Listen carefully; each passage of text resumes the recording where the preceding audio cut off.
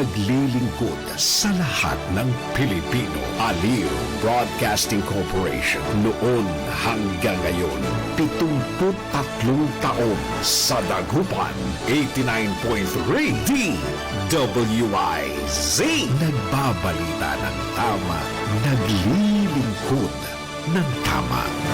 Todong balita, Lunes hanggang Sabado dito sa DWIZ-FM 89.3 News Radio Dagupan.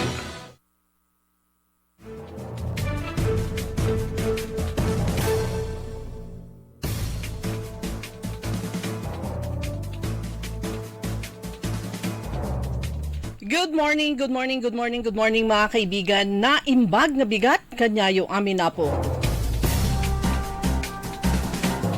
Araw ng Martes, ngayon ay April 14 at oras na ng ating programang Todo Balita at Komentaryo sa DWIZ Dagupan. Muli tayo ay magkakasama-sama hanggang alas 6 ng umaga. Inyong maririnig mga balita kaganapan sa lalawigan ng Pangasinan sa ibang bahagi ng bansa at sa ibayong dagat. Ang inyong Katoda Balita, ako si Liway Manantan Iparagire. Ako naman si Susan Valdez Yadaw. Sa technical kasama natin ka Aaron Randy Castelo. Sa ulo ng mga balita sa Balitang Nasyonal, Pangulong Marcos inalis excise tax sa LPG at kerosene. Todo Balita! Baste Plan B sa 2028 polls ng pamilya Duterte ayon kay Tinio. Totoo nga ba? Todo Balita! VAT sa petrolyo kailangan ng bagong batas ayon sa palasyo. Todo Balita! 4 na kadete o 4 pang kadete sa hazing sa PNPA, tukoy na. Todo Balita! Samantala, transport strike kasado sa April 15 hanggang 17. Todo Balita! Sa ating balita sa ibayong dagat, US sa harangan mga pantalan ng Iran. Todo Balita! Sa balitang lokal, Pangasinan PNP naglabas ng crime prevention tips laban sa motor napping. Todo Balita! Pamilyang Bayambanggenyo hinihikayat ng ang bawat isa na maging maaga at responsable magplano. Todo Balita!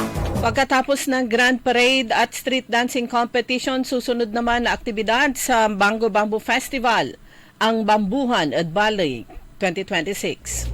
Todo Balita! Surprise inspection sa mga local food stalls o mga food stalls sa Bugalyon Public Market isinagawa.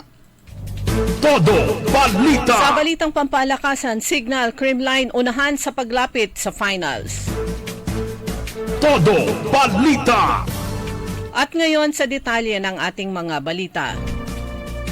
Sinuspende ni Pangulong Ferdinand Marcos Jr. ang excise tax sa liquefied petroleum gas o LPG at kerosene sa napang-araw-araw na ginagamit ng publiko. Dahil dito, kaya mababawasan ng 3.36 pesos kada kilo ng LPG o 37 pesos bawat tangke.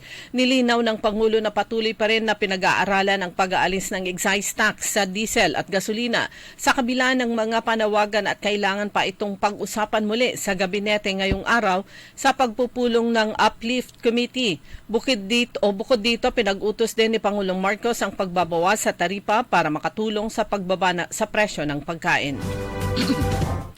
Maglulunsad ng 3 araw na tigil pasada sa buong bansa ang Transport Group ng Manibela.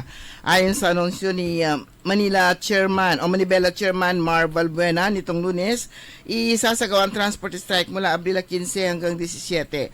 Kabilang muna sa mga makikilahok ang mga driver ng jeepney, Transportation Network Vehicle Service o TNVS, taxi at motorcycle taxi.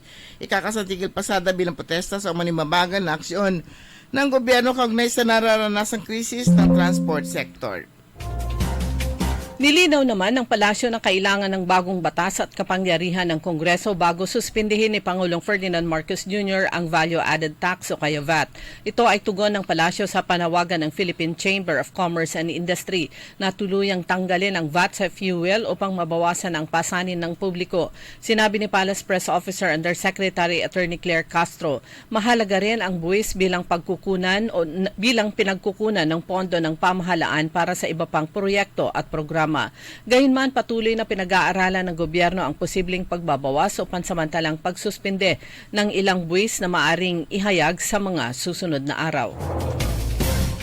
Nagsorry si Department of Interior and Local Government o DILG Secretary John Vic Rimulya sa isang construction worker na inaresto dahil walang damit habang naghahalo ng semento sa Barangay Addition Hills, Mandaluyong City. May nakita akong feedback sa social media na may umangal na taga Barangay Addition Hills na naghahalo lang ng simento at siya ay inaresto, sabi ni Rimulya sa press conference nitong Lunes. Ako pa humingi ng pamanhin at pupuntahan ko po siya sa mga susunod na araw para personal na humingi ng pamanhin. Dugdug pa ng DILG Chief. Anya, hindi nabigyan ng malinaw na guidelines ang mga otoridad sa pagpapatupad ng Safer Cities Initiative, particular ang mga tao nakahubad sa kalye.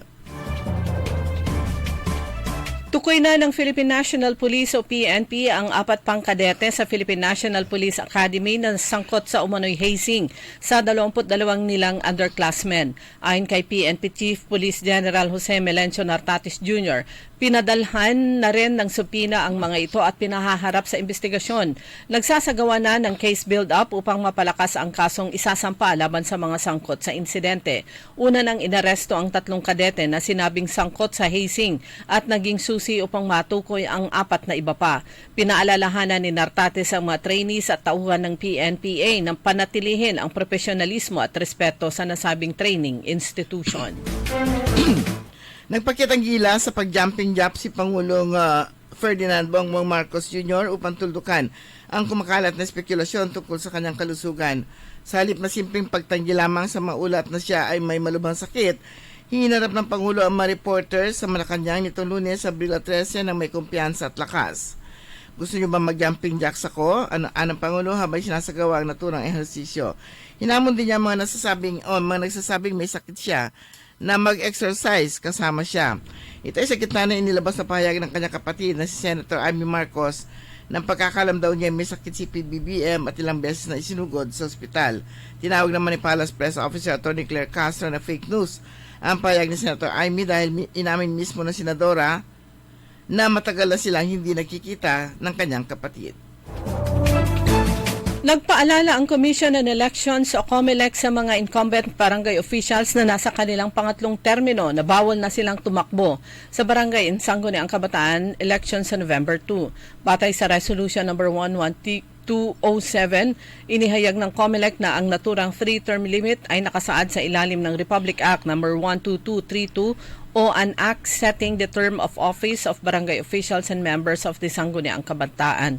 Samantala, ang incumbent SK officials naman na nahalal noong 2023 ay pahihintulutan pa rin mag-re-elect dahil hindi sila saklaw ng transitory provisions ng batas. Itinakda ng COMELEC ang paghahain ng Certificates of Candidacy para sa barangay and SK elections sa September 28 hanggang October 5.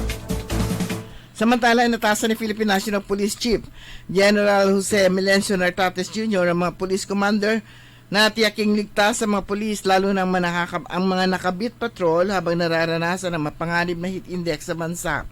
Ayon sa PNP Chief, kailangan mabigyan ng sapat na pahinga ang mga nakaduty sa labas upang maiwasan ang epekto ng sobrang init. Magpapatupad ang PNP na rotation at heat breaks habang pinaigting din ang pag-inom ng tubig at pagbabantay sa sintomas ng heat exhaustion. Batay sa pagtaya ng PNP o ng Pag-asa, umabot na sa dangerous level ang heat index sa ilang lugar sa bansa dahil sa matinding init ngayong dry season. Ilang lokal na pamahalaan sa Metro Manila ang naglabas ng abiso sa paggamit ng face mask bunsod ng unhealthy na hangin kasunod ng pagkasunog ng Navotas Sanitary Landfill. Kabilang sa mga ito ang Quezon City, Mandaluyong City at Manila LGU na nagpaalala sa publiko na pansamantalang gumamit ng face mask matapos na maitala ang antas na unhealthy for sensitive groups. Nabatid sa Barangay Talipapa at Barangay Pasong Tamo ng Quezon City, ilang residente ang nakaranas ng hirap hirap sa paghinga at pagkaluha dahil sa makapal na usok na nakakasulasok na amoy tulad ng nasusunog na kuryente. Ipinaliwanag naman ni Mandaluyong CDRRMO Officer Ronald Arcangel na very unhealthy naman ang antas na kanilang naitala kung saan PM 2.5 o fine particulate matters na may sukat na 2.5 micrometers o mas maliit pa sa hibla ng buhok ang maaaring makapasok sa baga ng isang tao. Kinumpirma ni National Security Council o NSC spokesperson Cornelio Valencia Jr. nitong Lunes na ang dilaw na boteng na-recover ng Philippine Navy mula sa Chinese sampan o maliit na bangka ay positibo naglalaman ng cyanide. Ang mga naturang bangkay na huli nag-ooperate sa paligid ng BRP Sierra Madre sa Union Shoal noong Pebrero at Oktubre 2025. Ayon sa pagsusuri ng Forensic and Scientific Research Service ng National Bureau of Investigation, napatunayang nakalalason ang nilalaman nito na maaaring magdulot ng malubhang pinsala sa tao at sa marine ecosystem. Ipinaliwanag ni Valencia na paggamit ng cyanide sa lugar ay isang uri ng pananabotahe. Iginit ni Valencia na hindi ko konsintihin ng bansa ang mga gantong gawain na maaaring magdulot ng pinsala sa kapaligiran. Hiniling naman sa Quezon City Regional Trial Court ni Attorney Manasseh Carpio, asawa ni Vice President Sara Duterte, na magpalabas ng TRO o Temporary Restraining Order para mapigilan ng House Committee on Justice na makakuha ng kopya ng kanilang income tax returns sa Bureau of Internal Revenue o BIR. Sa 26 pages na petition for injunction with application for TRO o writ of preliminary injunction, sinabi ni Carpio ang hakbang ay isang paglabag sa privacy law at kanilang karapatan. Binigyan din ni Carpio kasama ang kanyang mga abogado na ang subpoena na naipalabas ng House panel na nag-uutos kay BIR Commissioner Charlie Mendoza na mag-testify at isumite ang kopya ng tax returns nito at kay VP Sara. Gayun din sa iba pang negosyo na nag-uugnay sa kanila ay hindi umano makatwiran, lalo't noong June 30, 2022 lamang nagsimula sa pwesto ang pangalawang Pangulo. Sa ating balita sa Ibayang Dagat, inanunsyo ng US military na sisimulan nito ang pagharang sa lahat ng pantalan ng Iran simula Lunes o Martes sa Pilipinas matapos mabigo ang usapang pangkapayapaan sa pagitan ng dalawang bansa. Ayon sa US Central Command, hindi na papayagang makapasok o makalabas sa mga pantalan ng Iran ang mga barko mula sa kahit na anong bansa. Nilinaw naman ito na hindi haharangin ng US ang mga barkong daraan lamang sa Strait of Hormuz kung hindi konektado sa Iran ang kanilang biyahe. Sinabi ni US President Donald Trump na ilayunin ng hakbang na pigilan ng Iran na makinabang sa malagang rutang pandagat at tiyaking hindi ito makakagawa ng sandatang nuklear. Maaari rin aniya siyang magpatupad ng 50% taripa sa may inaangkat na produkto mula sa China kung mapapatunayang tumutulong ito sa militar ng Iran. Samantala, nanindigan si Parliament Speaker Mohammed Bagher Ghalibaf na hindi sila susuko sa lalong hindi mapapasindak sa banta ng US. Tinawag naman ni Navy Chief Shahram Frani na katawa-tawa ang bantang blockade ni Trump. Nagugat ang sitwasyon sa pagbagsak ng negosasyon sa Pakistan kung saan hindi nagkasundo ang dalawang panig sa usapin ng nuclear program ng Iran. Dumako naman tayo sa mga balitang lokal. Balita naman mula sa Pangasinan PNP dahil naman sa mga naire-report na pagnakaw sa ilang mga motorsiklo. Naglabas ng crime prevention tips on anti-motor napping ang Pangasinan PNP. Sa kanilang advisory, ang paalala nila sa mga nagmamay-ari ng motor o kaya gumagamit ng motor, maglagay ng alarm sa motorsiklo. Huwag iwanan ang susi na nakasaksak sa motor. Siguraduhing nakalock ang motorsiklo at huwag magparada sa hindi nakikita o madilim na lugar at piliin ang mga ligtas at may CCTV na parking area. Samantala pa, nawagan din nila sa publiko na kung meron silang napapansin na kahina-hinala sa kanilang lugar, ito ay i-report sa PNP o kaya mag-dial lang sa 911 at ibahagi ito para naman matugunan ng lokal na PNP ang nasabing insidente. Inaanyayahan na lahat ng mga taga-barangay Gusang sa bayan ng Mangaldan na dalhin ang kanilang mga alagang aso at pusa sa Barangay Covered Court sa darating na Huwebes, Abril 16, para sa isasagawang libreng anti-rabies vaccination drive ng lokal na pamahalaan sa pamamagitan ng Municipal Agriculture Office. Magtatagal ang vaccination team ng lokal na pamahalaan sa Covered Court mula alas 8 hanggang alas 12 ng tanghali. Layo ng lokal na pamahalaan na mapanatili ligtas sa rabies ang mga alagang hayop sa bayan at ligtas ang mga mamamayan sa pamamagitan ng pagroronda at pagroronda ng libreng bakuna sa bawat barangay. Mula sa simpleng balat ng mais, naging magagandang flower decorations. Ganito mailalarawan ang mga produktong gawa sa corn husk o pinatuyong balat ng mais na likha ng mga kababaihang magsasaka sa bayan ng Bayambang. Tinampok ito kahapon sa Balon Bayambang Event Center. Ang mga produktong ito ay bunga ng katatapos na training on processing corn husk into novelty items, kung saan natutunan ng mga kalahok na gawing kapaki-pakinabang at pagkakakitaan ang mga materyales na dati itinatapon lamang. Samantalang hinihikayat ang publiko na suportahan ang lokal na produkto ng mga kababaihang magsasaka sa pamamagitan ng pagtangkilik sa kanilang mga likhaing sining bilang ambag sa pagpapalago ng kanilang kabuhayan at sa patuloy na pag-unlad ng agrikultura sa nasabing bayan. Nagsagawa ng surprise inspection sa mga food stalls sa Bugalyon Public Plaza kasunod ng ilang reklamo ukol sa maruruming pagkain, puesto at paraan ng preparasyon. Sa agarang aksyon ni Mayor William D., katuwang ang Municipal Health Office at MDRMO, personal na inisa-isa ang bawat pwesto upang masigurong nasusunod ang tamang kalinisan at food safety standards. Binigyan ng 1 linggong palugit ang mga may-ari at nagtitinda upang mag-comply sa lahat ng napag-usapang requirements. Layunin na inisitibong ito na mapanatili ang malinis, ligtas at maayos na kainan para sa lahat.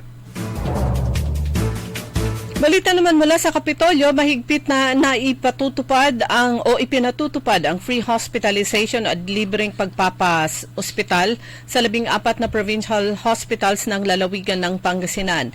Ito ay bahagi sa report ni Governor Ramon Gico III sa kanyang State of the Province Address na kanyang inilahad kamakailan, at sinabi nito na sisiguruhin ng provincial government ang free hospitalization dahil buhay ng bawat Pangasinense ang nakasalalay dito. Sinabi din ng gobernador, kapag sinabi po nating libre, talagang libre po at walang babayaran because these are the common goods meant for all Pangasinenses and no one should be left out from enjoying them. Samantala, nagpahayag naman ng suporta si Congressman Marco Juanco ng pangalawang distrito ng Pangasinan. Sa bayan pa rin ng Bugalyon, opisyal na inilahad ng pamalang bayan ng Bugalyon sa pamumuno ni Mayor William D. ang proposed Bugalyon Medical Center A-Level 2 General Hospital with 100-bed capacity sa Barangay Poblasyon, Bugalyon, Pangasinan sa DOH Regional Director Dr. Paula Sinjoco at kay 2nd District Representative Mark Juanco. Ang inisyatibong ito ay bunga ng sama-samang layunin ni Congressman Marco Juanco at Mayor D. na matugunan ng pangangailangan ng kanilang mga nasasakupan sa Bugalyon at sa buong ikalawang distrito pagdating sa serbisyong pangkalusugan. Matagumpay na nipresentang nasabing proyekto sa panguna ni Municipal Accountant Jan Carlos Santiago. Isang malaki hakbang ito tungo sa mas maayos, mas abot kaya at mas malapit na serbisyo medikal para sa bawat Bugalyon niyan.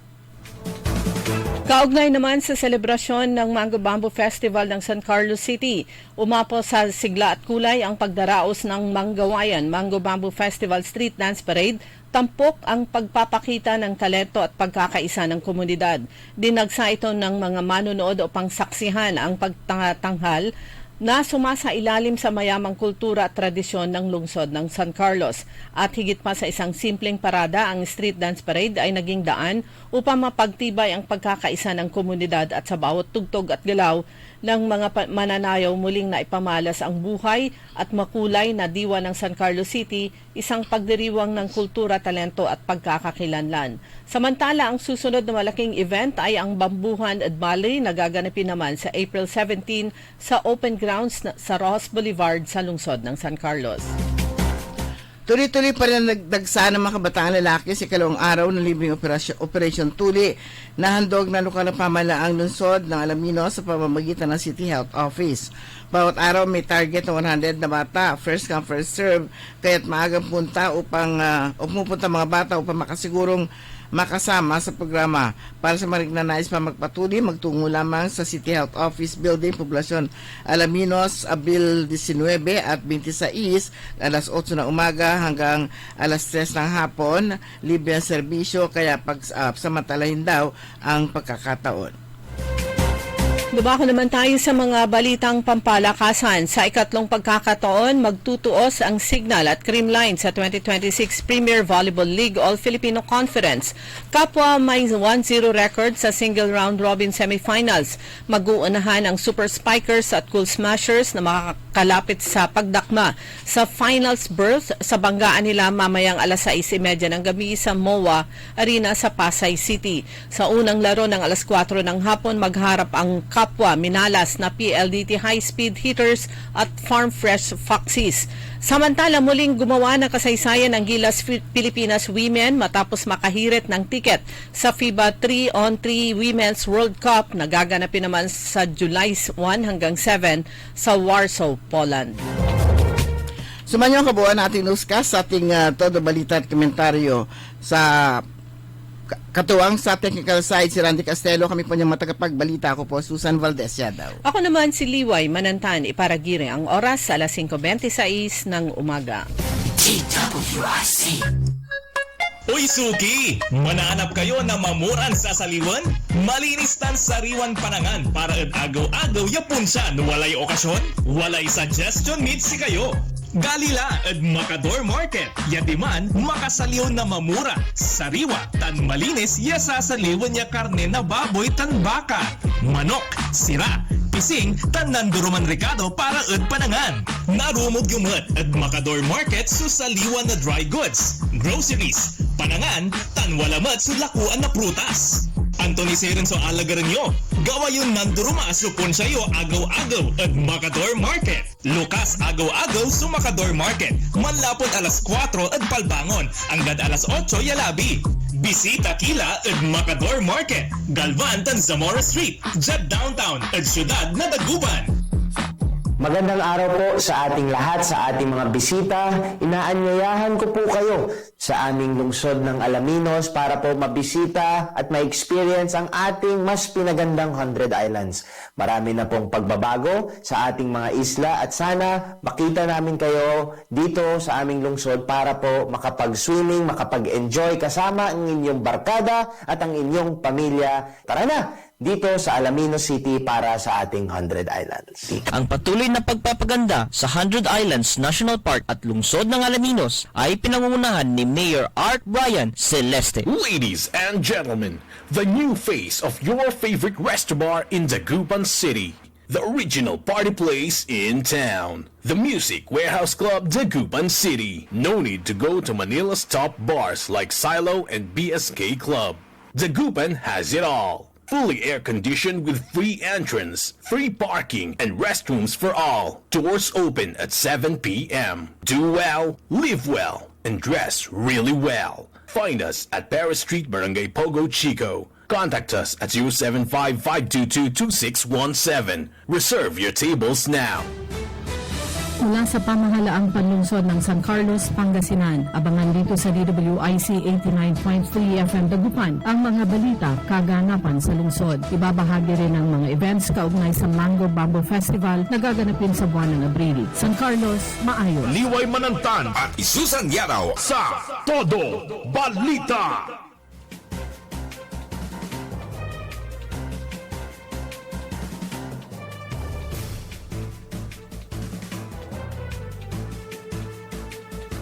Oras na po natin mga kaibigan, alas 5:29 po ng umaga at nagpapatuloy ang Todo Balita sa pangalawang bahagi. Kasama niyo pa rin Liway Manantan, Iparagire at Kaarun Susan Yadaw. So 9 na araw na lamang bago ang pinakaantabayan ng pinakamalaking event na gaganapin sa Manawag. Ito po yung Centennial Canonical Coronation ng Our Lady of the Rosary of Manawag. Yan yung mga updates ibibigay po natin sa inyo dito sa DWIC. Samantala mga kaibigan, kahapon regular session ng Sangguniang Panlalawigan presided by Vice Governor Mark D. Guzman Lambino. And as usual tuwing Lunes, pagdating naman ng hapon pagkatapos ng regular session at pagkatapos man ng halian syempre ng mga board members ay yung committee hearing. Kaya pag Lunes, marami pong mga members ng Sangguniang Council mula sa mga bayan at lungsod ang andon para naman sa pagpasa approval sa committee ng kanilang mga ipinasang resolution and ordinances at ito naman ay aprobahan sa plenary sa susunod na Lunes. At magandang unahan yan, magandang umaga sa mga councilors at saka mga vice mayor. Paagahan ng dating sa Sangguniang Panlalawigan at makapagparehistro, attendance, syempre first come first serve. So mamaya magbabahagi po tayo ng bahagi ng interview naman kay Vice Governor Mark Lambino kaugnay naman sa kanyang reaksyon sa inilahad na State of the Province na ni Governor Ramon Kiko III kung kumusta nga ba ang lalawigan plus syempre yung mga programa at proyekto na inumpisang implement ng provincial government sa administration ng Kiko Lambino. At kahapon din sa Pangasinan Police Provincial Office sa Pangasinan PNP, nagkaroon ng press conference si Police Colonel ang ating Provincial Director Merculio kaugnay naman sa pagtakas ng dati ang tawag po sa kanila ay detainees. Pero ngayon may bagong termino ang PNP. Ang tawag na po sa kanila ay persons under police custody. Nasa kustodiya ng PNP. Sa SWAL, may 3 pumuga o kaya tumakas. Pero nahuli na yung isa at meron pang 2 na hindi pa na ibabalik o kaya hindi pa nagpapakita at hindi pa nakikita. At may panawagan ang provincial director sa lahat ng hindi lang mga Pangasinense, even yung mga nasa labas na kung sakasakaling meron silang alam kung saan nagtatago yung 2 pang pugante ay ipagbigay alam sa PNP. So sa report po ng Pangasinan PNP, 3 persons under police custody ang tumakas sa detention cell ng SWAL PNP madaling araw, pasado alas 12 ng gabi, 12:30 AM ng April 12. Yung April 12, yan po ay linggo. Pero sa isinagawang manhunt operation ng SWAL PNP at ng iba pa, ay nahuli yung isa bandang alas 12:30, bandang alas 6 ng umaga kinabukasan, April 13. Yan naman po ay araw na ng Lunes. So yung mga pugante, ito ay syempre hindi inilabas yung kanilang mga pangalan dahil hindi na po inilalabas yan. Privacy. Kaugnay pa rin sa pagrespeto sa kanilang privacy dahil sila naman ay hindi convicted o hindi pa convicted. 40 years old na lalaki mula sa Dumalandan East, Lingayen. Ang kanyang kaso, carnapping and violation ng Republic Act 9165 o yung Republic Act 10... Violation ng Republic Act 9165 at Republic Act 10591. Ito yung under criminal cases number L16243, L16244 at saka L16245. Yan yung criminal case numbers. Yung isa pa ay 26 years old na lalaki mula sa Sitio Kadampat, Barangay Bolo, Labrador. Ang kaso naman niya ay sa illegal drugs. At yung 36 years old na lalaki mula Barangay Alacan, Malasiki, ay ang kaso niya ay theft. Criminal case number 3548. So sa report ng PNP, sa initial investigation at saka CCTV review, nakita doon na habang ang duty desk officer ginagawa niya yung kanyang administrative tasks sa loob ng operation room, ang custodial area ay unfortunately ay naiwang bukas, unattended. So, during this lapse, aminado naman ang provincial PNP na nagkaroon ng lapse. Kaya nakatakas itong mga detainees. Isa sa mga detainee was able to open the detention facility. Kinuha niya yung handheld radio at saka umexit sila sa rear door. Yung dalawang detainees pa ay sumunod. So, naka-escape yung tatlo. Nakatakas. So, nung na-discover yon ng personnel ng Sual Municipal Police Station, agad-agad verify yung authorized opening ng custodial facility at nagsagawa ng inventory of issued equipment at na-confirm na isang handheld radio nga yung nawawala. So, kaugnay nito ay sa prinsipyo ng command responsibility at para masiguro yung impartial and thorough investigation, yung Chief of Police ng Sual Municipal Police Station, si Police Major Vincent Jasper Magsarile, immediately tinanggal siya sa pwesto.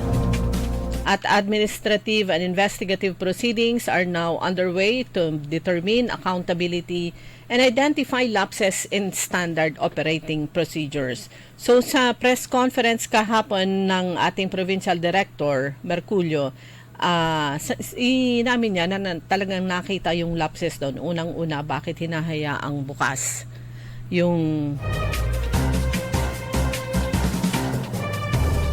isang lugar na kung saan yun nga, doon yung escape route ng mga detainees. Tapos nakita nila, it was matagal na, ilang minuto na ang lumipas nang madiskubre sa CCTV doon sa kanilang monitoring na nakatakas nga. At kinuha yung handheld radio at saka isa pang lapse. Ilang araw na ni-review nila yung mga nakaraan. So ibig sabihin, hindi everyday yung pagre-review ng CCTV footage. So nakita nila na every now and then nagpa-practice yung kumuha ng susi. So kung everyday, sabi ng ating provincial director, so base dyan sa nangyari sa bayan ng Sual, so it will be mandatory, maglalabas siya ng memo, mandatory na everyday, siguro pagdating ng hapon or at a certain given time, dapat nire-review yung CCTV footages ng kanilang camera within, kasi yung camera naman hindi lang inside the police station, meron din sa labas para makita nila kung ano yung mga untoward incidents na nangyayari.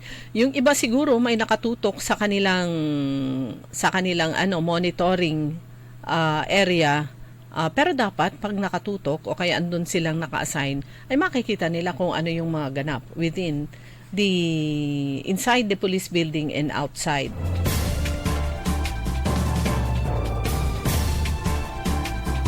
Tingnan natin kung maipaparinig natin sa inyo mamaya yung panawagan ni Provincial Director Merculio sa lahat na pakanawagan nila na tulungan ang PNP na makita at mahanap kung sakaling magkaroon kayo ng sighting dun sa dalawa, bagamat hindi sinabi yung dito, yung mga pangalan. Siguro naman malalaman nyo pag umuwi siya, alam nyong may mga kaso sila, nahuli sila at naikulong sa Sual PNP, biglang sumulpot dyan sa inyong lugar. Yun na yung isa sa mga dalawang puganting hindi pa nakikita. Yung isa ang kaso lang niya ay theft. Pero hindi siya, yung nahuli kasi hindi siya nakalayo Andun lang siya sa bayan ng Sual. Yung isa ay nasa kote, nakita bandang 6:00 ng umaga ng April 13 sa isang gasoline station sa sitio Mataliktik, Barangay Kawayan, Sual. Balik ulit siya sa detention cell ng Sual PNP. So ang panawagan ng Pangasinan PNP, the public is strongly encouraged to report any information that may lead to the arrest of the fugitives to the nearest police station through the Pangasinan Police Provincial Office hotline numbers. O kaya dial nyo na lang, pinakamadali, 911. Para naman agad na maibalik sa piitan itong dalawang nawawala pa. At isa pa yung balita natin kanina, safety tips na ibinahagi po ng PNP kaugnay nga sa nagkaroon na ng ilang insidente ng motor napping. Hindi lang parts, hindi lang yung muffler ang ninanakaw o kaya yung side mirror, buong may mga insidente sa ilang lugar dito sa lalawigan. And even outside, sa iba't ibang bahagi ng Pilipinas, buong motorsiklo na ang kinukuha.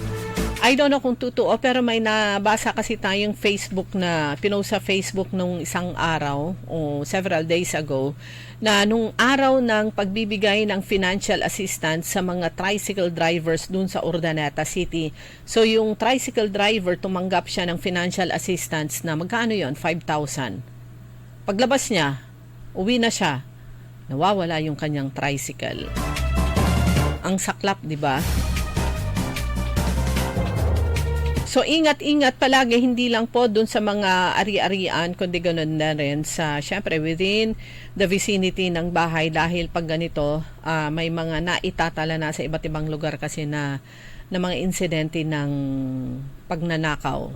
Sabihin mang maliliit na bagay, pero that's still pagnanakaw. Sa bayan ng Manawag, Kamakailan, sinabi po ni Mayor Dr. Ming Rosario na siya ay napanood niya yung ginanap na first serenata sa Coronada Choral Competition. Sabi nga po ni Mayor Doc Ming Rosario, it was a beautiful offering of faith, music, and devotion as we celebrate the centennial canonical coronation of Our Lady of the Rosary of Manawag. Ano na yon? Ito yung mga ilang preliminaries na mga activities ng Simbahang Katoliko. Sabi pa ni Dr. Ming Rosario, nakakatuwang makita ang husay at puso ng bawat kalahok, handog ang kanilang tinig bilang pagpupugay kay Apo Bakit, tunay ngang buhay ang pananampalataya sa ating bayan. More updates mula naman sa bayan ng Manawag sa mga susunod, pero yung pinakahuling update na ibinigay po hindi lang ng lokal na pamahalaan kundi ganun din ng Our Lady of Manawag Church.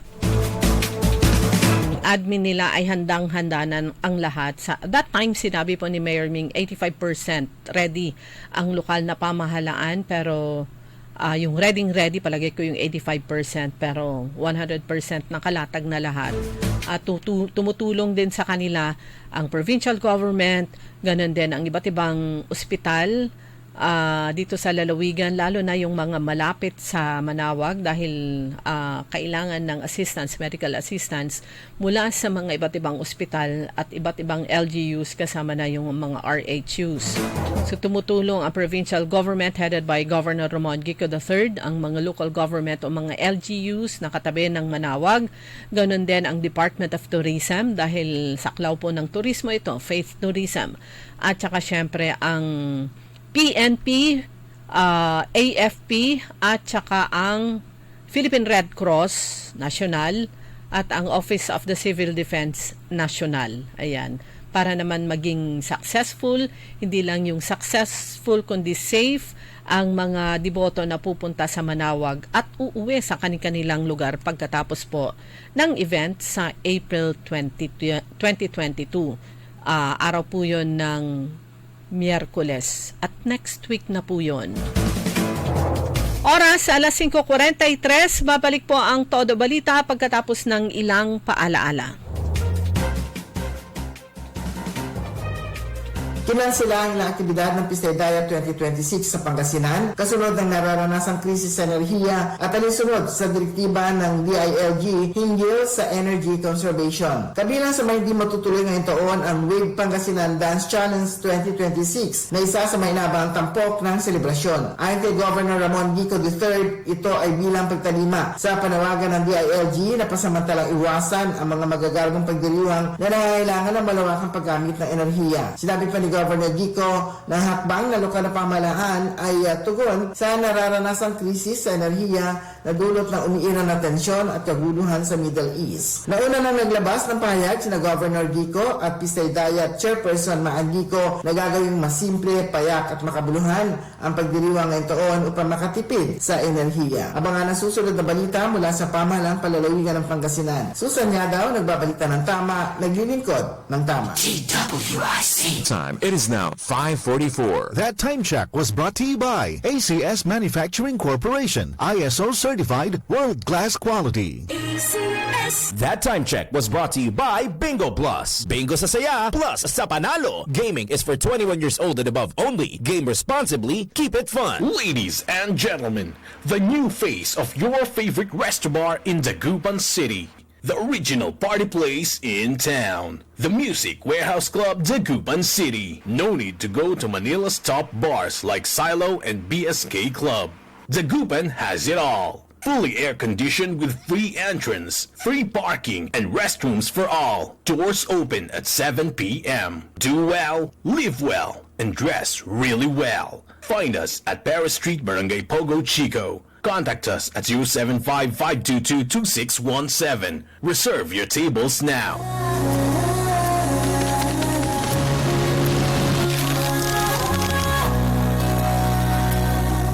Hindi umuurong sa pagtulong, kawang gawa sa lahat sinusulong. PCSO, PCSO. Hindi umuurong sa pagtulong. PCSO, PCSO.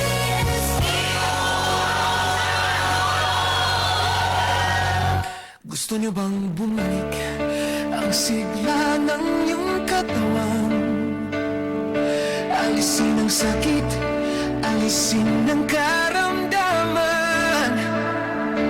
Sa pag-inom ng PDA, Body Aqua Capsule 3DA. Dahil ang PDA, protection day against diseases. Balik sigla, balik PDA, Body Aqua Capsule 3 times a day. Balik sigla, balik PDA, Body Aqua Capsule 3 times a day. Mag-PDA, Body Aqua na tayo. Mag-PDA, Body Aqua na tayo. Mag-PDA, Body Aqua. Kaya sabay nating paghandaan ang kinabukasan. Sa Fortune Life, maaasahan mo ang matako sa aking pangako. Para sa compulsory insurance coverage for agency-hired migrant workers, Fortune Life Insurance, securing your tomorrow today. Hoy mga suki, hanap nyo ba ay mga murang bilihin, malinis at sariwang pagkain sa pang-araw-araw at handaan tuwing may okasyon? May suggestion kami sa iyo. Tayo na sa Macador Market na kung saan inyong mabibili ang mga mura, sariwa, malinis at ligtas na bilihin tulad ng karne ng baboy at baka, manok, isda, gulay at iba-ibang sangkap sa pagkain. Matatagpuan din sa Macador Market ang dry goods, groceries, eateries at fruit section. Kaya ano bang hinihintay nyo? Gawing bongga ang handa mo everyday with Macador Market. Macador Market is open from 4 a.m. to 8 p.m. Visit us at Macador Market, Galvan Street at Zamora Street sa downtown Dagupan City. Liway Manantan At Isusan Yaraw. sa Todo Balita.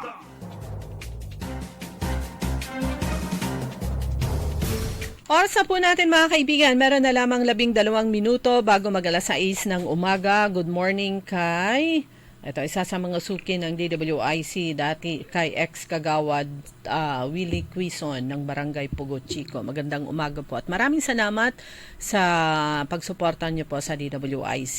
Ganun Yes, din good kay morning po. Sherwin Risuelio Directo, Freddy Liavore, Glory Sanchez Maramba, yung mga suki na to, Ernesto Musada Jr., Romulo Espinosa, John Athan Castro, maraming salamat po. First time kong makita yung kanyang pangalan. Kay Sir Roberto Nimer at kay Ma'am Araceli, magandang umaga. Cecilia Morante, kasama na siya yung kasama si Yayo Yoko Batutay. Yung tatlo. Magandang umaga po at sa iba pa, good morning. Ayan, nakita natin yung result ng ng ginagawang river restoration diyan sa dito sa Barangay Parungking. At yung mga mga testimonies ng mga ng mga nandoon na nakita nila ngayon. Kasi dati yung before and after parang pinakita wala kang makitang ilog, panay basura, panay damo, ano ang tawag doon sa water lily. Water lily, kangkong. Tsaka talagang ginawa daw, literal talagang ginawang basura. Basurahan yung ilog. Ngayon makikita mo na merong ilog na sabi nga ni yung isang barangay kagawad na bibigay ng na in-interview nila. Sabi niya tumatay yung balahibo ko. Sabi niya kasi ayun nga, dati nga daw masukal, mabaho, halos hindi na umaagos yung tubig nga dyan sa Parungking River dyan sa Calasiao. Pero ngayon nakita nila, sabi niya actually hindi naman daw siya matawag na ilog Parungking Canal daw. Sobrang daming kangkong, sobrang daming matatas na damo, sobrang daming basura. Sabi niya ganyan, pero dahil nga sa mga basura nakabara, hindi na umaagos yung tubig na nagdudulot ng malaking problema tuwing tag-ulan. Siguro sa yun sa mga causes ng pagbaha. Yun, ginawang tambakan ng basura. Basura talagang tapunan ng basura. At yun nga daw noon, konti nga lang yung bahay. Pero ngayon marami na, at kapag ka umuulan, agad na naabutan, nababaha talaga kaagad sila kasi nga walang daanan yung tubig. Pero ngayon yung nakikita ko nga dito sa picture, ilog na siya. Lumabas na yung ilog na. Yung kanyang katawan. Oo, naging ilog na siya. At sabi nga ni Governor, simula pa lang yun, sinimulan lang niya yung clean up pa lang yun, clean up and restoration para may balik nga yung linis na at ganda ng ilog. So sabi niya napakaganda dahil nga meron ng river dredging project ang provincial government. Siyempre inuna lang muna yon at susunod pa yung mga ibang ilog na yung restoration ng iba pang mga ilog dito nga sa lalawigan ng Pangasinan, isa yon sa mga nakikitang solusyon para mabawasan ng pagbaha dito sa probinsya ng Pangasinan. At importante, hindi lang po mga ilog, siguro ito naman nasa bahagi po ng DPWH at saka ng mga LGUs, yung mga drainage, yung mga daluyan ng tubig, dahil pag ganito, every now and then, dahil ang daming butas unlike before na every ilang metro yon saka yung drainage, yung butas. Tapos sa ilalim, 'di ba, mas malalim yung katapat ng butas para lahat ng debris doon maiipon. Pero ngayon pantay na kasi. At saka ang daming butas na papasukan ng mga buhangin tsaka ng basura. Sabi nga niya, very short term solution ito sa problema nga sa pagbaha. Pero sabi niya, kahit na anong paglilinis ang gawin nila ng lokal na pamahalaan ng probinsya at ng lokal na pamahalaan ng Calasiao, kung ilang libo naman yung nagtatapon ng basura, sabi niya, mawawalang sa isay. So sabi nga niya, tulungan yon. Hindi sila lang yung makakalutas ng problema, kundi sa lahat. Kasi nga yung kung ginagawang basura, naglilinis sila tapos tinatapunan ng basura.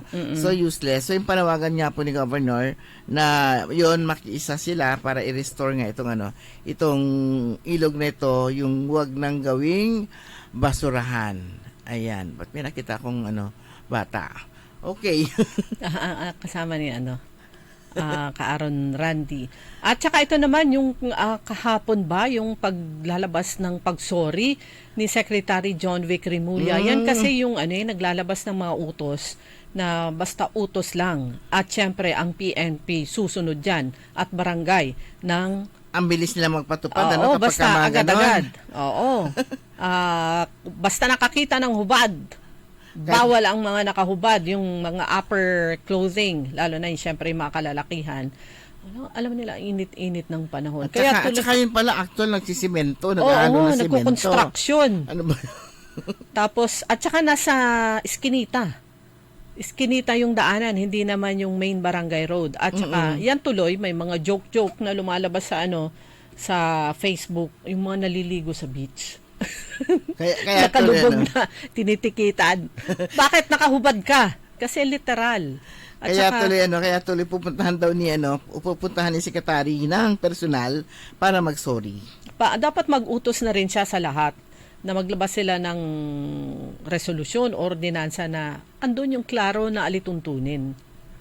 kasi sa bawal na apat bawal yung nakahubad, bawal mag-inuman sa labas ng bahay, bawal, okay sa atin yung yung curfew hour para sa mga minor de edad, at saka yung nagvi-video okay ng lampas 10 o'clock.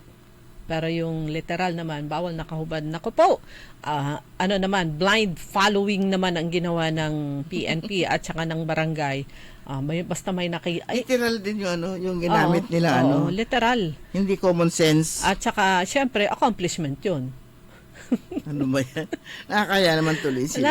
Kawawa naman yung matitikitan na, ikaw nakahubad. Tapos, syempre, may mga kasamang PNP na naka-long firearms.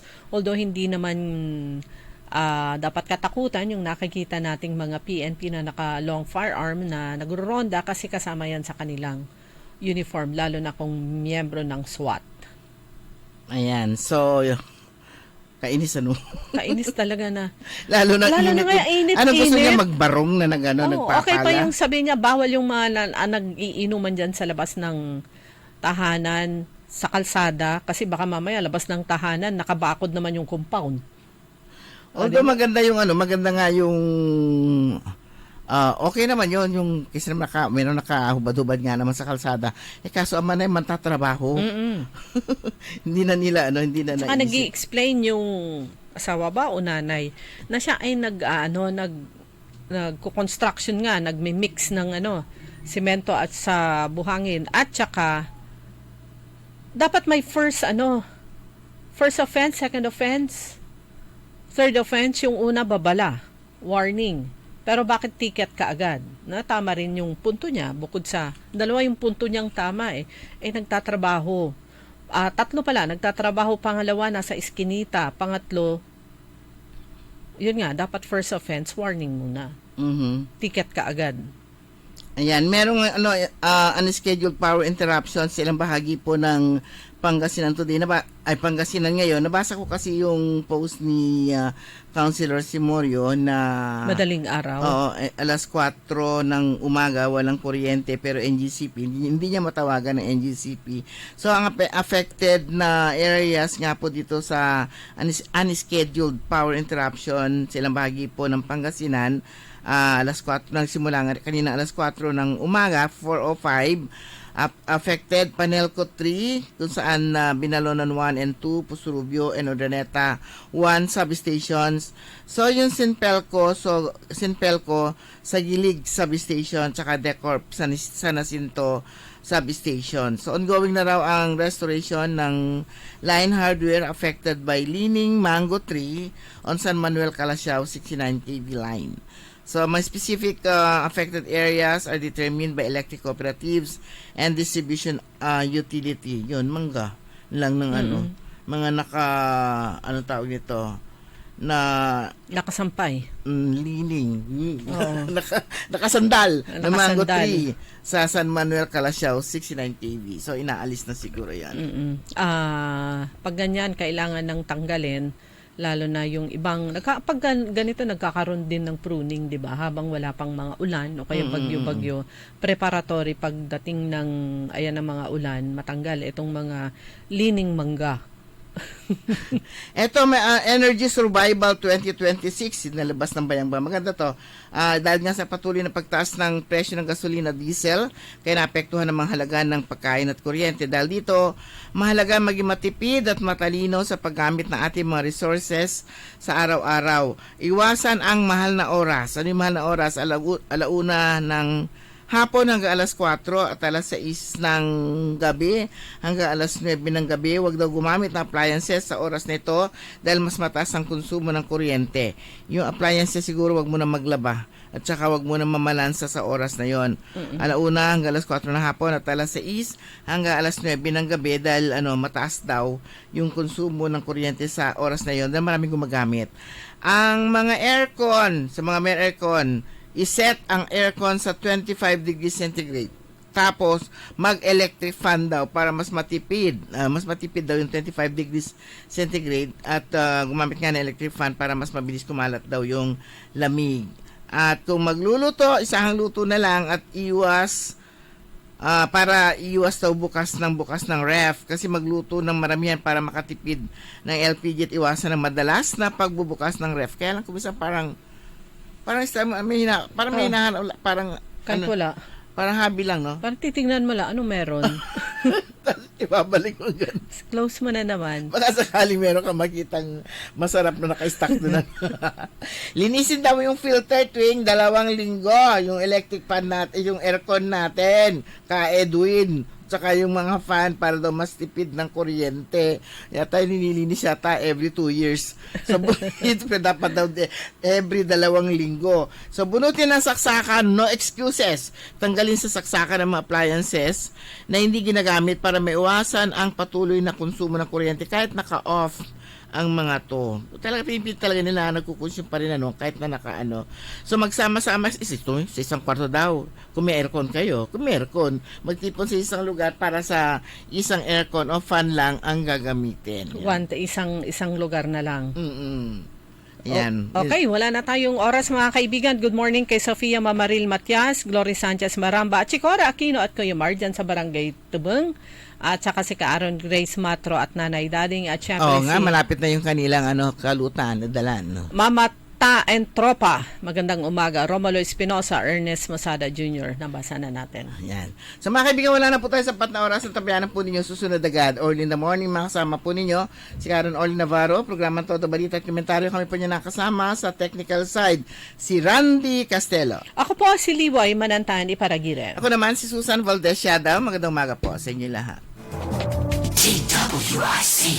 Sumainyo ang Todong Balita, Lunes hanggang Sabado, dito sa DWIZ-FM 89.3 News Radio Dagupan. Nagbabalita, naglilingkod sa lahat ng Pilipino. Aliw Broadcasting Corporation, noon hanggang ngayon, 73 taon sa Dagupan. 89.3 DWIZ. Nagbabalita ng tama, naglilingkod ng tama.